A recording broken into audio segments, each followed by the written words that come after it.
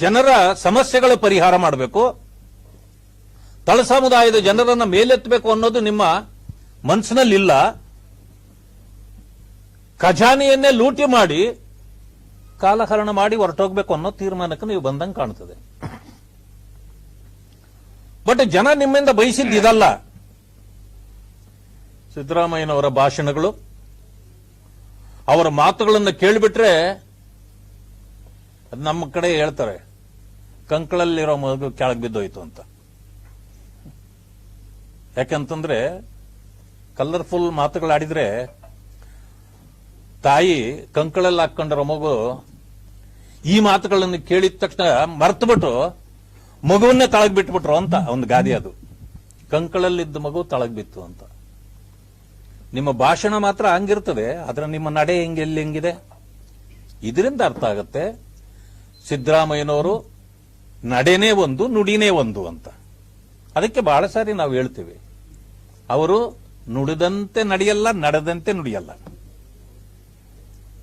ಇದು ಸ್ಪಷ್ಟ ಆಗತ್ತೆ. ಆದ್ದರಿಂದ ಇದಕ್ಕೆ ಉತ್ತರ ಕೊಡಬೇಕಾಗಿದೆ. ಇಷ್ಟೇ ಅಲ್ಲ, ಇನ್ನೂ ಭ್ರಷ್ಟಾಚಾರದ ಅನೇಕ ಆರೋಪಗಳು ಬರ್ತಾ ಇದೆ. ಯಲಹಂಕದ ಬಳಿ ಸುಮಾರು 6,000 ಕೋಟಿ ಬೆಲೆ ಬಾಳತಕ್ಕಂಥ ಜಮೀನುಗಳು ಕೂಡ ಬೇರೆ ಬೇರೆ ಅವರ ಹೆಸರುಗಳಲ್ಲಿ ಪರಬಾರೆ ಆಗಿರ್ತಕ್ಕಂಥದ್ದು ಕೂಡ ನಮ್ಮ ಗಮನಕ್ಕೆ ಬಂದಿದೆ. ಅದು ಪತ್ರಿಕೆಗಳಲ್ಲೂ ಕೆಲವುದರಲ್ಲಿ ಬಂದಿದೆ.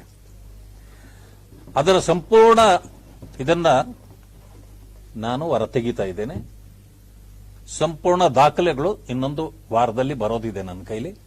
ಆವತ್ತು ಅದರಲ್ಲಿ ಯಾರ್ಯಾರು ಇನ್ವಾಲ್ವ್ಮೆಂಟ್ ಇದೆ ಹೆಸರುಗಳ ಸಮೇತ ನಾನು ಆವತ್ತು ಇದು ಮಾಡ್ತೇನೆ.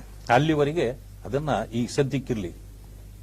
ನಾನು ಈಗ ಮಾನ್ಯ ಮುಖ್ಯಮಂತ್ರಿಗಳಲ್ಲಿ ಒತ್ತಾಯ ಮಾಡತಕ್ಕಂಥದ್ದು, ಪರಿಶಿಷ್ಟ ವರ್ಗಗಳ ನಿಗಮದಲ್ಲೇ ಈ ಪರಿಸ್ಥಿತಿ ಒಂದರಲ್ಲಿರ್ಬೇಕಂತಂದ್ರೆ ಅನೇಕ ನಿಗಮಗಳು ಇನ್ನೂ ಇದೆ. ಅದರ ಪರಿಸ್ಥಿತಿ ಏನಾಗಿದೆ? ಈಗ ಒಂದು ವೈಟ್ ಪೇಪರ್ ಬರಲಿ ಹೊರಗಡೆ, ಎಲ್ಲಾ ಇಲಾಖೆಗಳಲ್ಲೂ ಬರೀ ಇನ್ನು ಯಾವ ರೀತಿ ಲೂಟಿ ಆಗಿದೆ ಅನ್ನೋದು ಜನರಿಗೆ ಗೊತ್ತಾಗಬೇಕಾಗಿದೆ. ಆದ್ರಿಂದ ಮಾನ್ಯ ಮುಖ್ಯಮಂತ್ರಿಗಳು ಎಲ್ಲಾ ಇಲಾಖೆಗಳಲ್ಲೂ ಇರ್ತಕ್ಕಂಥ ಇದನ್ನ ಒಂದು ಸರ್ಟಿಫಿಕೇಟ್ ಅನ್ನ ಹೊರಗಡೆ ತರಬೇಕು ಅಂತೇಳಿ ಅವರಲ್ಲಿ ಒತ್ತಾಯ ಮಾಡ್ತೇನೆ.